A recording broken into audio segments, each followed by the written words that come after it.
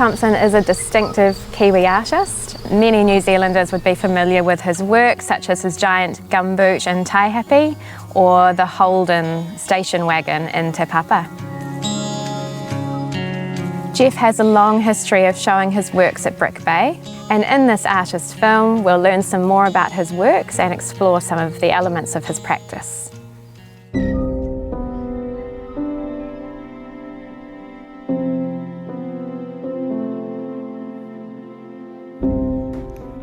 Well, even at primary school, I was always interested in art, and I was good at it. I was good at, drawing and painting, and I was terrible at English. And it turned out I, was dyslexic. My mother, who was a teacher, diagnosed me as being dyslexic way back.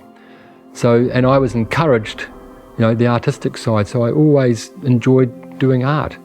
Art for me, it's my life. It's like part of my soul. It's all I've ever done. I haven't done anything else now for probably 35 years. I wake up every day and I make art. I walk into the studio, spend the day making art, and in the evenings I carry on painting and doing watercolours for commissions. I love looking at art. I love, even at Brick Bay and seeing what other people do. So I love seeing what other people do.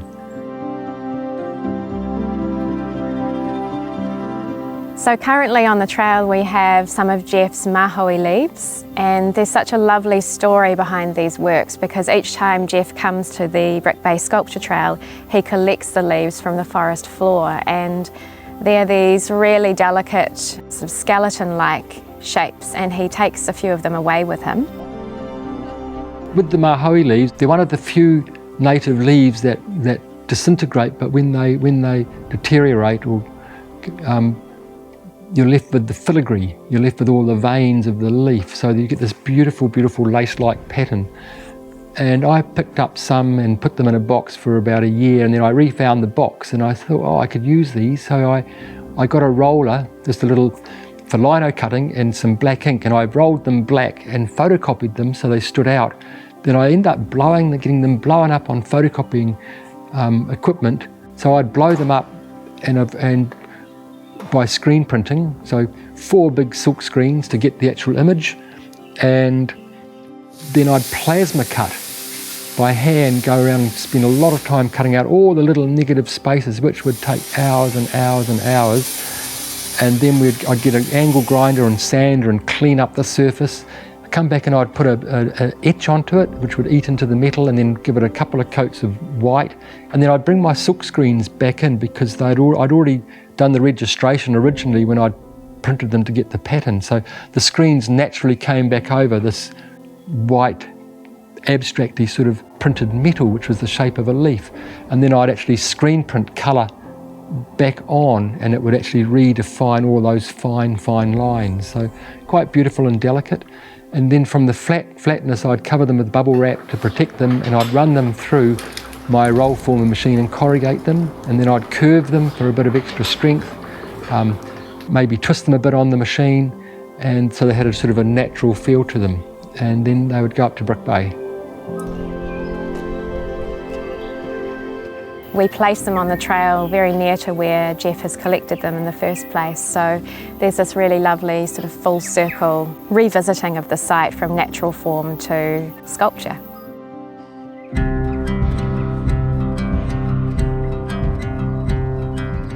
A few years ago we had Jeff Thomson's Dinghy on the lake. This is a corrugated iron vessel, and it was moored on the edge of the lake. It really played with the territory between artwork and found object. I really enjoy and get satisfaction out of working in a way or doing something I've never done before, which I think a lot of artists, that's the same with a lot of artists, we're always experimenting and looking. I've done so many different things with the material. I've woven it, I've put photographs onto it, I've stacked it, cut holes in it to turn it into lace, curved it, twisted it, built with it, gone back and become a roofer and actually printed it and put it onto people's rooftops. So I've tried using it, and I see things, I think, I could use it in that way. Some really exciting things happen.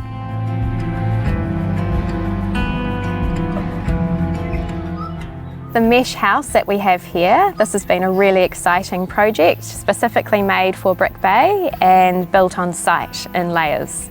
It references Jeff's enduring interest in shelter and building structures to reference home. The mesh house up at Brick Bay, I wanted to make, I'd played a lot with meshes, and I had made other structures, for sculpture on the Gulf where I'd used meshes. But I wanted to make something that could interact with people could interact and walk inside it and walk around it and touch it, and something on a grander scale that fitted into the environment. It's on a gentle slope there, so I've had to build around it and build it on a bit of an angle. Very happy with it. I like the way it just sits in the environment. What I like about the meshes is because I've used different patterns and different sized holes, so you get a bit of that Miro or Miro effect where you get the pattern occurring with overlapping layers. And I like being inside or through it, where you're looking through and you're getting these densities where you've got more layers, build up of layers and levels. It's quite different if you're just looking through one sheet. Yeah, I just love the transparency of it. I like being able to walk inside it. I like the fact that people can walk inside it, and I've been to many, sculpture events around the world, which are very people orientated, with people walking into them, onto them, and I wanted to sort of do something like that.